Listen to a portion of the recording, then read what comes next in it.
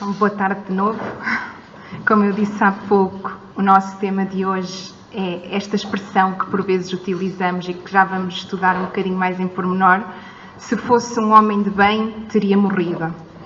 Isto é uma expressão que nós utilizamos quando é uma pessoa que, de acordo com o nosso julgamento, porque até poderá nem ser verdade, mas de acordo com aquilo que nós ajuizamos, é uma pessoa má ou uma pessoa menos boa.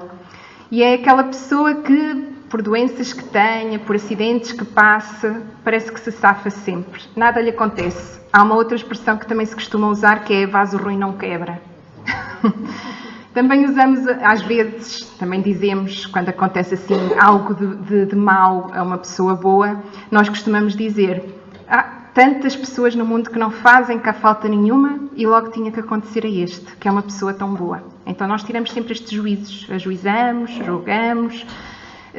Outra situação também muito comum é quando, por exemplo, uma criança, um adolescente, um jovem são diagnosticados com uma doença grave ou têm um acidente grave e acabam por desencarnar, e nós também achamos que é uma injustiça. Achamos que, coitado, nem sequer chegou a viver a vida. Tão novo, tanta gente já com tanta idade, mais uma vez, que não faz cá falta nenhuma, e aconteceu com este que era tão novo.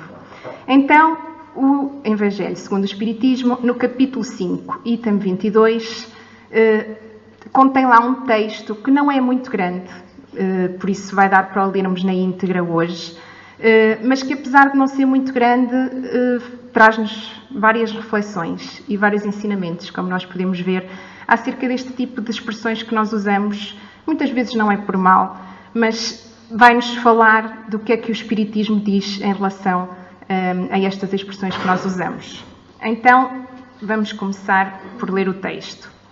Falando de um homem mau, que escapa de um perigo, costumais dizer: se fosse um homem bom, teria morrido. Pois bem, assim falando, dizeis uma verdade, pois com efeito, muito a miúde, sucede dar Deus a um espírito de progresso ainda incipiente, prova mais longa, do que a um bom que, por prémio do seu mérito, receberá a graça de ser tão curta quanto possível a sua provação. Por conseguinte, quando vos utilizais deste axioma, não suspeitais de que proferis uma blasfémia. Fazendo aqui uma pequena pausa, é assim, já estamos a ver que, de facto, acontece frequentemente, a miúde, acontece várias vezes esta situação de um espírito com mais dificuldades, que ainda tem um maior percurso a percorrer em termos de evolução, uma pessoa menos boa, digamos assim, ficar mais tempo sujeito aqui a este planeta de provas e expiações em que vivemos, do que uma pessoa que, por mérito próprio, já não precisa de estar tanto tempo sujeito a provas e expiações. No entanto, diz-nos o Espírito Fénelon, que é o espírito que ditou esta mensagem em 1861, que não suspeitamos, quando dizemos isto, que estamos a proferir uma blasfémia. É como que um insulto, quando dizemos isto. E porquê? Porquê é que estamos a blasfemar? Então, é assim, se nós dizemos que um homem que escapa ao perigo não é bom, ou então teria morrido, quer isto dizer que os bons vivem menos e os maus vivem mais, e então compensa praticar o mal, se quisermos andar por aqui mais uns tempos? Será que é isso que nós estamos a querer dizer? Por outro lado, então Deus não é justo, porquanto mata os bons e preserva os maus? São logo duas coisas sobre as quais nós podemos refletir, não é? Quando dizemos esta frase. Depois, também temos que olhar à nossa volta para os exemplos que trouxemos aqui, apenas 3, de espíritos muito bons, que são reconhecidos em todo o mundo como espíritos bons. Independentemente do juízo de cada um, é impossível apontar-lhes o dedo. Temos aqui o caso de Chico Xavier, que desencarnou com 92 anos e que viveu a vida dele toda dedicada ao amor e à caridade. Mostrou-nos que é possível vivenciar aquilo que Jesus nos ensinou quando veio à Terra. Trouxemos o caso de Madre Teresa, que desencarnou com 87 anos, que foi uma pessoa altruísta, viveu a vida dela toda dedicada a ajudar aqueles que mais necessitavam. E o caso de Mahatma Gandhi, que nos trouxe uma mensagem sempre de paz. Então, não é verdade que as pessoas boas morrem todas cedo. Por outro lado, também podemos ver muitos casos de jovens, adolescentes que, ou por serem delinquentes, ou por cederem aos vícios, às drogas, ao álcool, acabam por desencarnar prematuramente. Há estudos que indicam que normalmente desencarnam entre os 25 e os 30 anos, precisamente porque sujeitam o seu corpo a situações que o desgasta prematuramente e cometem excentricidades que às vezes se colocam em situações de tal risco que acabam mesmo por desencarnar. Então, depois desta parte, já agora também gostava de lembrar outra pessoa que está viva e que também já tem 91 anos, que é o Divaldo Franco, não é?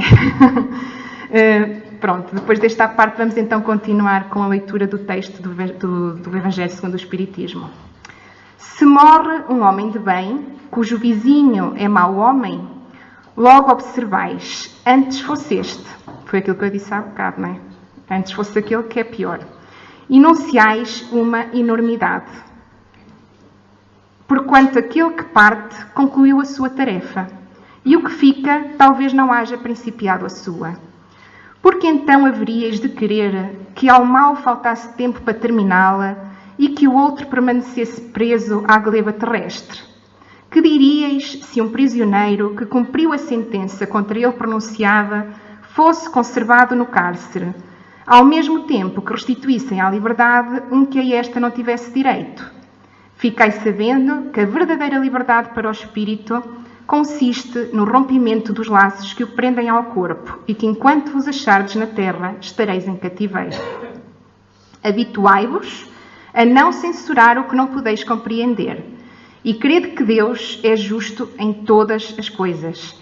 Muitas vezes o que vos parece um mal é um bem. Tão limitadas, no entanto, são as vossas faculdades que o conjunto do grande todo não o apreendem os vossos sentidos obtusos. Esforçai-vos por sair pelo pensamento da vossa acanhada esfera e, à medida que vos elevardes, diminuirá para vós a importância da vida material, que nesse caso se vos apresentará como simples incidente no curso infinito da vossa existência espiritual, única existência verdadeira. Então, depois de lermos o texto, podemos tirar daqui uns quantos alertas. Primeiro, que temos uma falta de visão global da vida. Temos uma incapacidade de compreender as coisas que nos acontecem precisamente porque limitamos muito o nosso conhecimento a uma única vida. Nós fazemos estes comentários porque pensamos que só temos esta vida. E por isso é que ficamos muito aflitos por ver uma criança que morre cedo, ou por ver alguém que é bom morrer cedo e alguém que é mau ficar cá mais tempo. Então, isto tudo demonstra que necessitamos muito de estudar e que é muito importante estudarmos, porque se fôssemos mais instruídos não iríamos fazer este tipo de comentário, como vamos ver agora no decorrer desta apresentação. E temos que ter a noção exata do que significa o Espiritismo nas nossas vidas, porque o Espiritismo traz-nos a explicação para todas estas coisas que acontecem, porque fala-nos de reencarnação e isso alarga as nossas fronteiras, faz-nos compreender o porquê que aqui estamos, porquê que estas coisas todas nos acontecem e qual deve ser o nosso comportamento perante estas adversidades que nos acontecem. Se estudarmos, vamos também entender qual é o valor da vida física, porquê que aqui andamos, e qual é o valor da vida espiritual, porque vamos aprender que somos espíritos imortais e que a vida espiritual é que é de facto a verdadeira. Esta que passamos aqui na Terra, as várias vidas que passamos, são temporárias e são uma forma que temos de aprender, de passar por provas, também de expiar erros cometidos no nosso passado e em outras vidas, e o objetivo é chegarmos um dia a ser perfeitos como Jesus e aproximarmos-nos e chegarmos perto de Deus. Então, Allan Kardec já escreveu que só adotou a doutrina da reencarnação, vinda dos espíritos, senão depois de havermos reconhecido que ela só, e só ela, podia resolver aquilo que nenhuma filosofia jamais havia resolvido. E isto, a abstração feita das provas materiais que diariamente dela são dados a nós e a muitos outros. Kardec escreveu isto na Revista Espírita, em 1860. Então, a reencarnação não é algo que é só da doutrina espírita. O hinduísmo tem mais de 5.000 anos, Os egípcios também já acreditavam na reencarnação há mais de 3.000 anos. O budismo também acredita na reencarnação. E inclusive já há provas da reencarnação, como diz aqui. Mas Kardec precisava de algo mais, de entender, mas e para que é que serve a reencarnação? E ele diz aqui claramente que foi na doutrina espírita que ele encontrou esta explicação, o estudo racional e a explicação do que é que realmente significa para nós a reencarnação, que é um veículo de evolução espiritual. É a forma de nós progredirmos. E a reencarnação traz-nos um sentido para as nossas vidas, porque passamos a compreender o porquê das coisas nos acontecerem e ficamos mais resignados. Dá-nos conforto, porque passamos a ver que Deus não é injusto. Deus é justo e percebemos isso. Então, relembrando um dos parágrafos que lemos há pouco, quando nós dizemos antes fosse este, está-nos aqui Fenelon a dizer que isto é um disparate, dizermos isto. Aqui, enormidade neste contexto é um disparate, porquanto que aquele que parte concluiu a sua tarefa. E o que fica, talvez não haja principiado a sua. E Fenelon compara nós estarmos aqui na Terra, porque nós sabemos que o planeta Terra é um planeta de provas e expiações, a estarmos numa prisão. Então, quem é que deve ficar mais tempo na prisão? É aquele que ainda precisa de corrigir os seus erros, ou que cometeu erros e ainda não cumpriu a pena necessária para os erros que cometeu. Não deve ficar preso quem não tem erros, ou quem já cumpriu a sua pena. Então ele faz este paralelismo para nós entendermos que isso também acontece com aqueles espíritos que já estão mais evoluídos e com aqueles que estão mais atrás. Por vezes não há necessidade de um espírito já continuar aqui, já terminou a sua missão, já terminou a sua tarefa. E quando nós estudamos, o Espiritismo traz-nos resposta para estas dúvidas que nós temos. Então, lembrando o que disse aqui o Sérgio Vilar há 2 semanas atrás, ele disse que Jesus só aceitou 2 títulos que lhe deram, que era ser médico das almas e nosso mestre. De facto, no Evangelho, segundo o Espiritismo, podemos ler: sou o grande médico das almas e venho trazer-vos o remédio que vos há de curar. Os fracos, os sofredores e os enfermos são os meus filhos prediletos. Venho salvá-los. Vindo, pois, a mim, vós que sofreis e vos achais oprimidos, e sereis aliviados e consolados. Ainda no Evangelho, em João, capítulo 13, versículo 13, Jesus diz: vós me chamais Mestre e Senhor, e dizeis bem, porque o sou. Então, de facto, a Terra é para nós uma escola, onde nós vimos aprender, depois estamos sujeitos a provas, como na escola, não é? Também fazemos os testes para ver se já estamos habilitados, se já passamos ou não naquela matéria, e também onde nós vimos limpar as cicatrizes que estão ali impressas no nosso perispírito, fruto de coisas que fizemos mal lá atrás, no nosso passado. E é aqui que nós vimos curar e limpar essas cicatrizes. Então a Terra é a nossa escola, é o nosso hospital. Então, pensemos, devem aqueles que ainda têm assim tanto a aprender sair da escola? Devemos mandá-los embora? Não pertences aqui? E deve um doente que ainda não está curado ter alta do hospital? É isto que nós devemos desejar quando dizemos assim: olha, se eu sou um homem bom, tinha morrido. Porque, na verdade, nós estamos, em muitas das expressões que nós utilizamos, nós estamos a desejar a morte ao outro, que é mau. Mas será que é isso que nós devemos desejar? Porque Jesus diz ali atrás, naquela expressão dele, ele veio para os fracos, os sofredores e os enfermos. E diz mais: são os meus filhos prediletos. Por isso, são esses que mais necessitam de estar aqui. E a mensagem diz assim, recordando de novo: habituai-vos a não censurar o que não podeis compreender. E crede que Deus é justo em todas as coisas. Muitas vezes o que vos parece um mal é um bem. Tão limitadas, no entanto, são as vossas faculdades, que o conjunto do grande todo não apreendem os vossos sentidos obtusos. De facto, nós não temos o cenário todo. Nós só temos o conhecimento que temos agora, neste momento, em determinada situação. Então nós temos que confiar em Deus, temos que ter fé que se algo está a acontecer, é porque tem que acontecer assim naquele momento e daquela forma. E muitas vezes, quando depois mais à frente olhamos para trás, tomamos consciência que, de facto, naquela altura, aquilo foi o melhor para nós. Embora na altura até tínhamos ficado, se calhar, muito revoltados por ter acontecido. Para dar um exemplo, trouxemos aqui uma história de um livro de Richard Simonetti. Um homem generoso, cumpridor de seus deveres, praticante da caridade, sofreu grave hemorragia cerebral.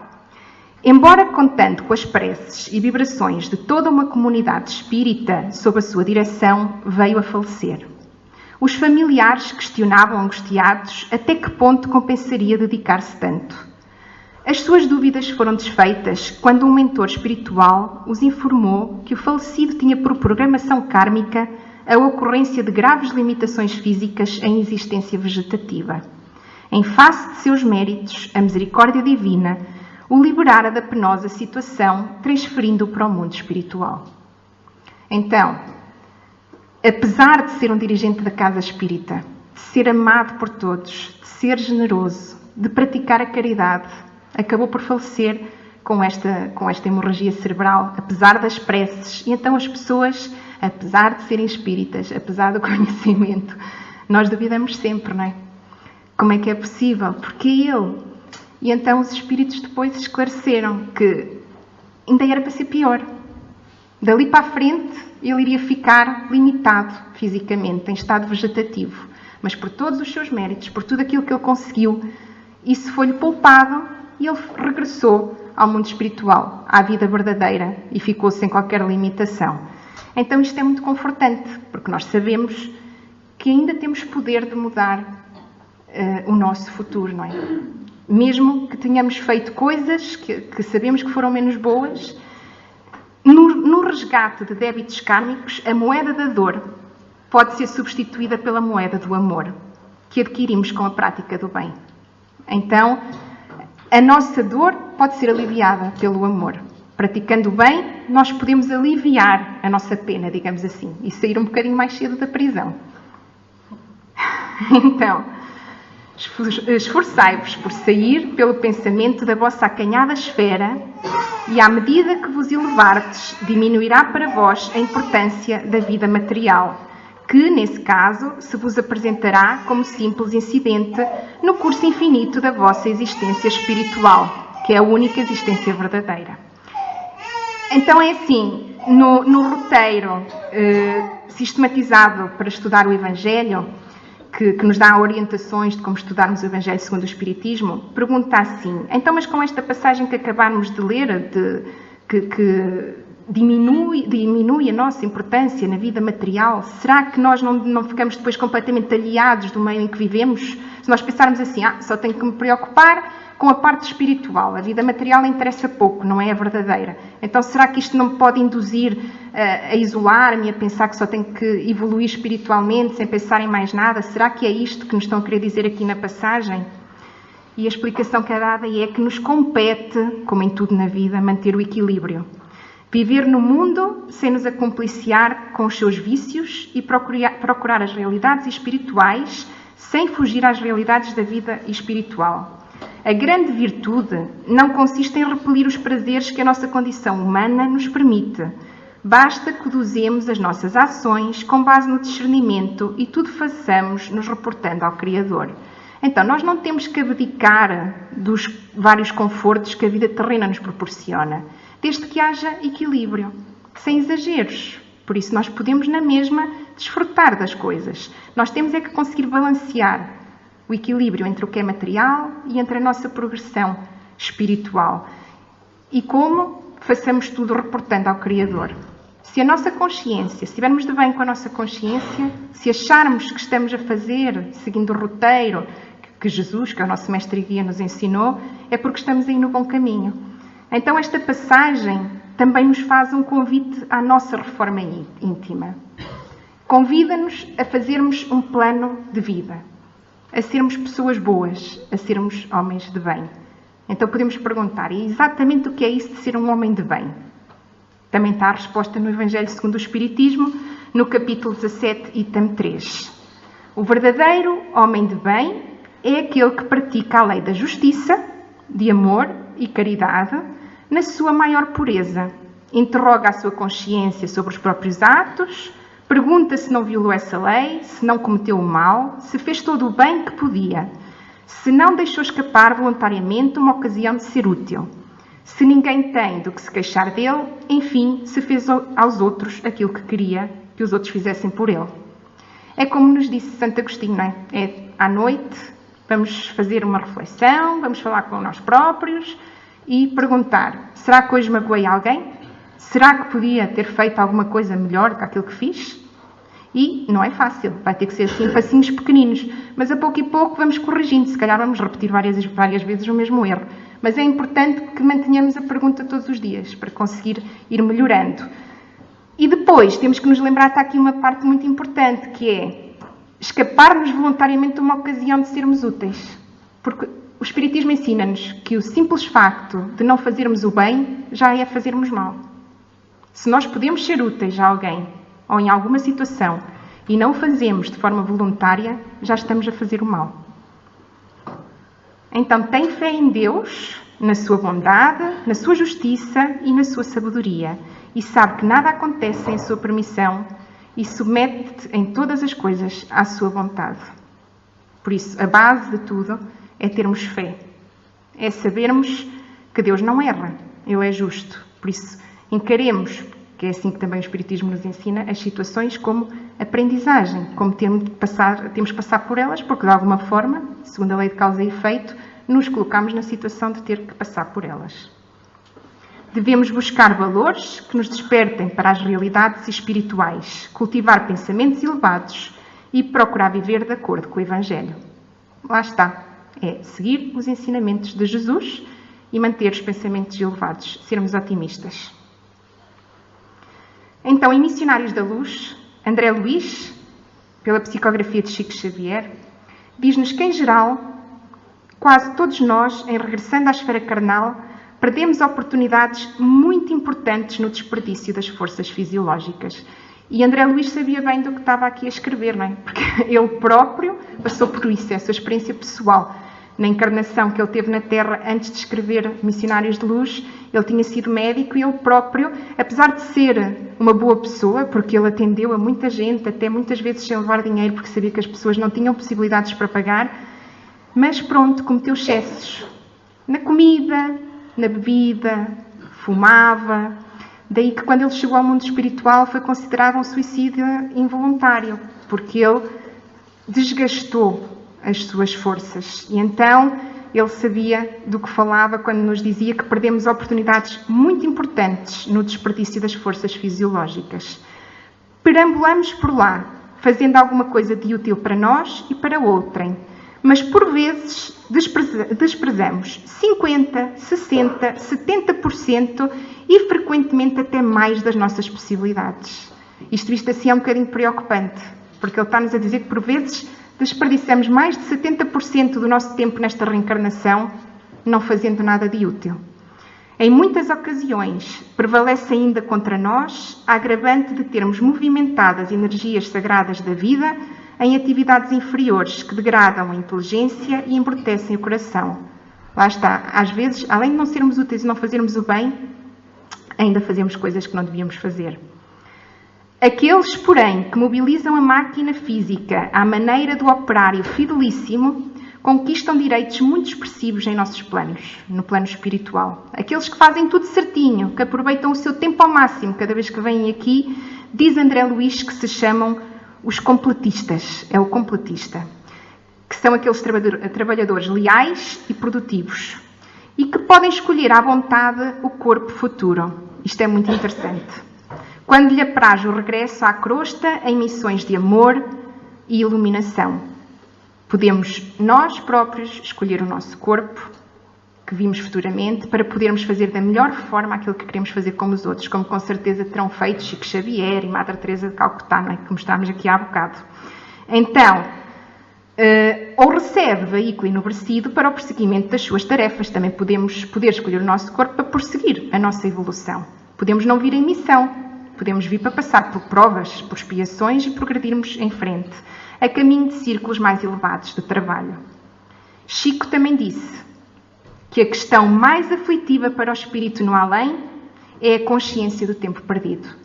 Quando chegamos lá e o nosso anjo da guarda nos mostra assim o nosso plano de vida, não é? Que acabámos de terminar, aquilo que ficou por fazer, e nós não deu tempo. Nós provavelmente vamos tentar logo desculpar-nos, não deu tempo. E ele vai-nos mostrar a quantidade de tempo, 60%, 70%, às vezes mais de 70% que nós desperdiçamos a fazer coisas perfeitamente inúteis. Então, este texto do Evangelho segundo o Espiritismo, apesar de ser bem curtinho, como eu disse no início, traz muitas reflexões que podemos fazer. Mostra-nos que a reencarnação é uma oportunidade educativa a espíritos que faliram nas suas missões. Por isso, não nos compete julgar se é conveniente ou não o momento da desencarnação, mas sim a Deus, que a sua infinita bondade e por acréscimo de misericórdia determina esse momento. Então não nos compete a nós fazer juízo se será aquele ou aquele que devia ter morrido ou que deve morrer. A Deus é que compete definir qual é esse momento. E todos, sem exceção, reencarnamos com algo para fazer. Seja por missão, seja por prova, expiação, ambas as coisas, mas todos nós, quando reencarnamos, é porque de certo temos algo para fazer. Muitos espíritos que vêm à Terra já não precisariam de vir, já estão elevados o suficiente, mas vêm por completa dedicação e amor a nós, que estamos um bocadinho mais atrás e que eles sabem que podemos chegar onde eles estão. Então eles abdicam lá do seu conforto em mundos superiores para virem aqui ajudar-nos a poder um dia também chegar lá. Então, quanto tempo o espírito está encarnado, não define se o espírito é um espírito bom ou um espírito mau. Já vimos exemplos. Não vamos dizer, morreu cedo, era bom, morreu muito tarde, era mau. Já vimos ali alguns exemplos que refletem bem que isto não é assim. Então, o corpo não passa de uma simples vestimenta grosseira que temporariamente cobre o espírito, prendendo-o ao orbe terrestre, do qual se sente feliz ao libertar-se. A existência espiritual é que é a única verdadeira. É como se estivéssemos assim dentro de um fato de mergulho muito apertadinhos. Quando vimos aqui à Terra, o nosso espírito está dentro do nosso corpo. Na verdade, quando desencarnamos, sentimos-nos livres.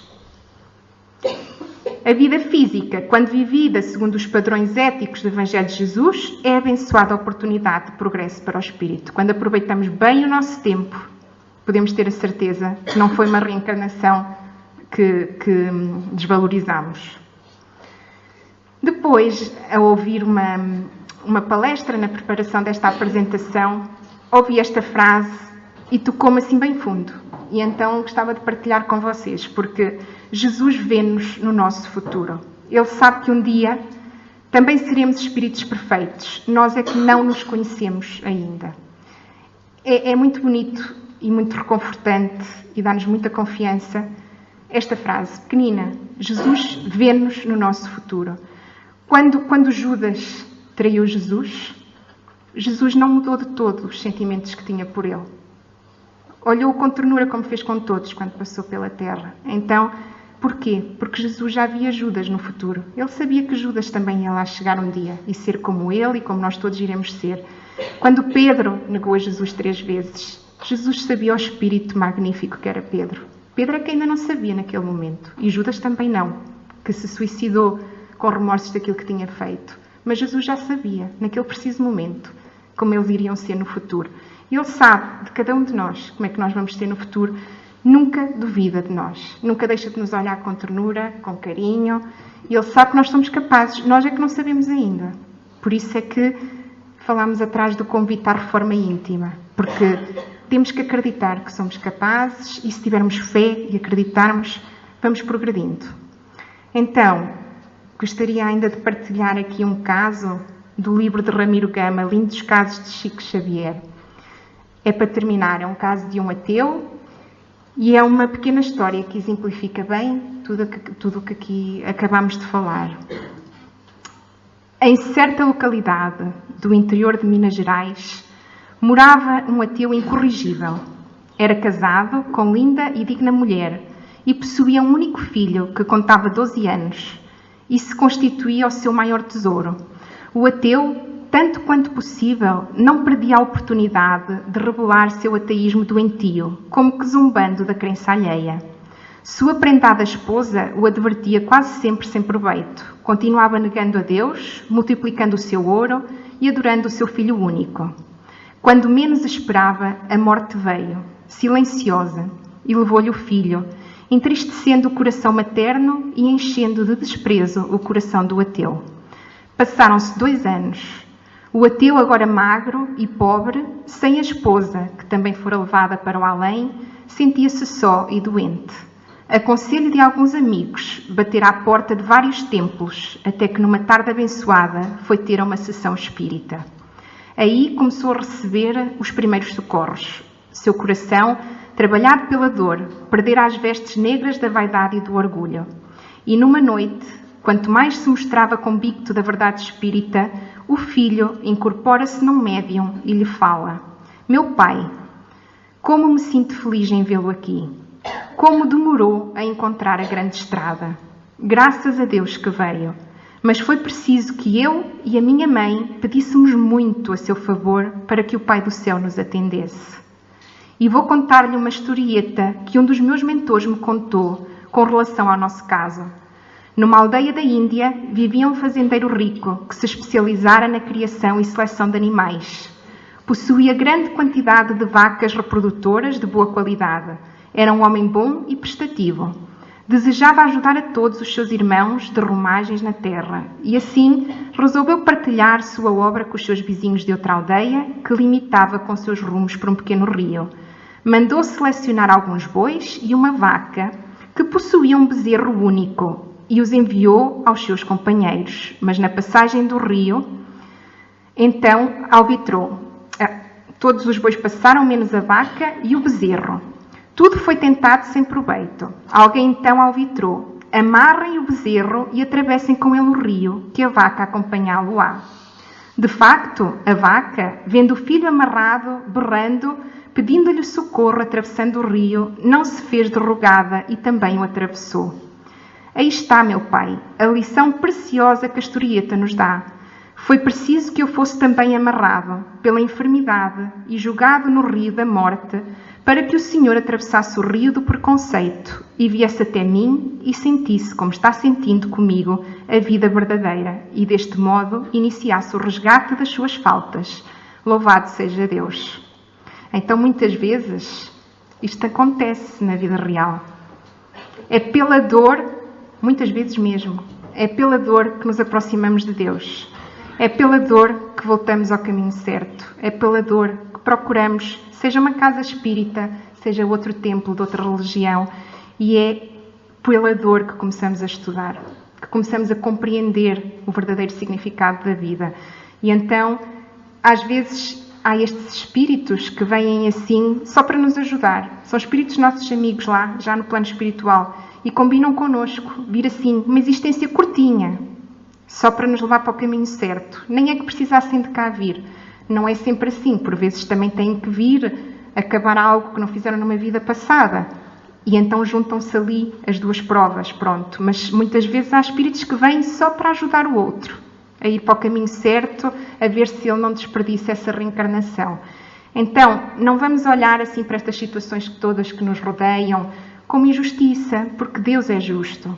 Quando virmos alguém a partir mais cedo ou a acontecer algo a uma pessoa boa e aqueles que nós consideramos menos bons, nada lhes acontece, não vamos fazer juízos precipitados, não vamos ser preconceituosos, vamos confiar que Deus sabe todas as coisas e Ele é o único que sabe todas as coisas. Por isso, de certeza que se está a acontecer é porque é assim que tem que ser. Obrigada pela vossa atenção.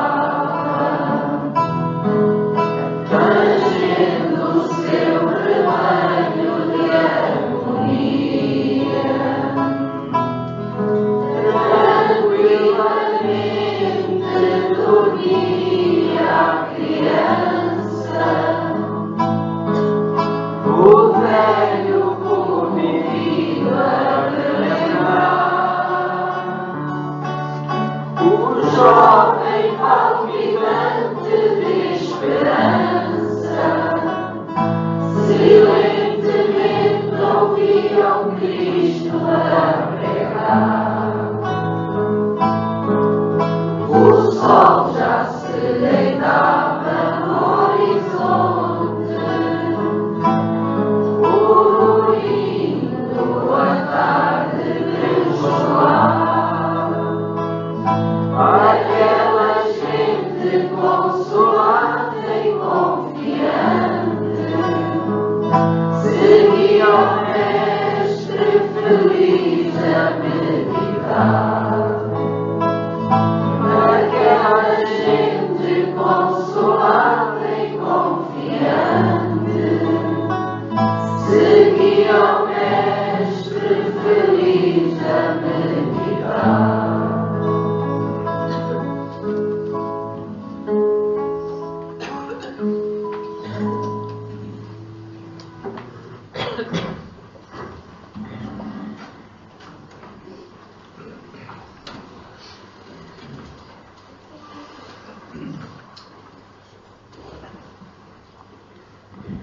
Vamos orar então.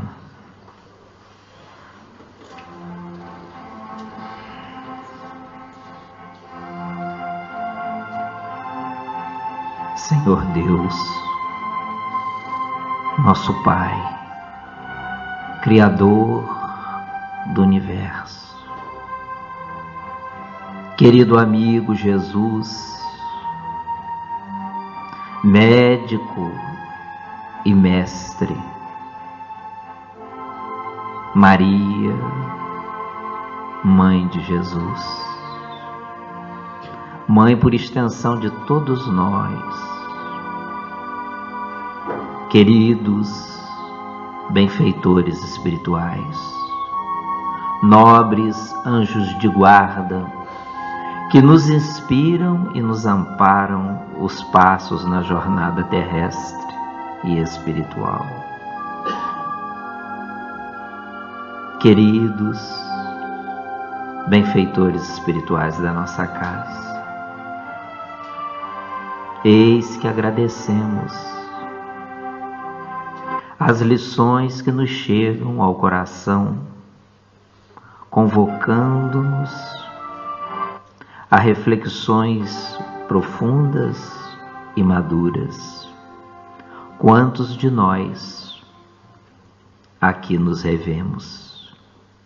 Quantos de nós, já convocados por situações dolorosas, que atingiu-nos diretamente ou aqueles a quem mais amamos?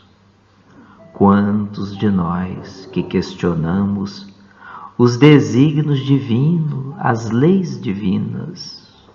Por que aconteceu? Por que aconteceu assim? Com este ou com aquele ser mais próximo? Quando não muitas vezes, por que aconteceu conosco? E aqui tomamos, Senhor, desse pão espiritual, dessa água da vida, que vem nos consolar e nos inspirar, a fim de refletirmos o quanto naturalmente todos ainda precisamos crescer, amadurecermos nessa jornada terrena que não é simples, que não é fácil, mas pode se tornar uma jornada de luz, uma jornada de encontro conosco próprios, uma jornada de despertamento, como o exemplo do nosso irmão que precisou transitar do ateísmo para a descoberta da vida espiritual.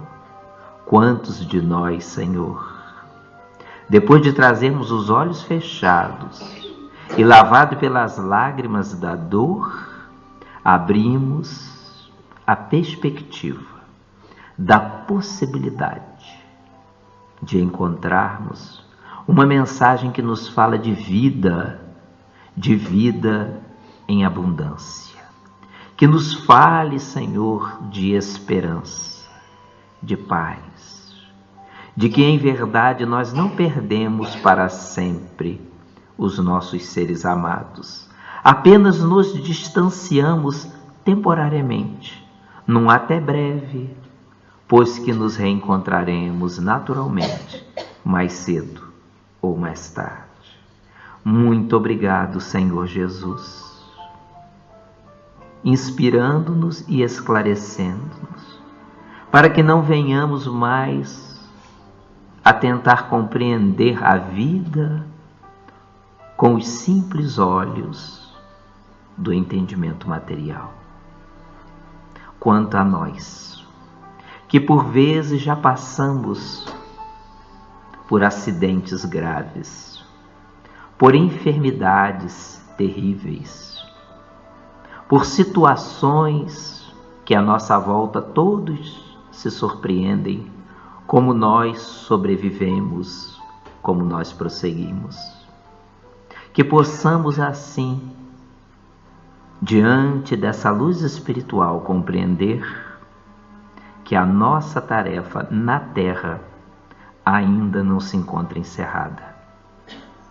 Ainda estamos, Senhor, mergulhados nessa prisão temporária do corpo físico, até que um dia possamos, com as asas libertas do Espírito imortal, alçar as regiões felizes que tanto almejamos, abraçando outra vez os seres amados a quem deixamos na retaguarda espiritual, ou aqueles que ali nos aguardam para minimizarem a saudade de tanto tempo. Olharmos, Senhor Jesus, para a dor, para o espinho, para o sofrimento, para o nosso calvário pessoal, como o impulso necessário para avançarmos os degraus da espiritualidade.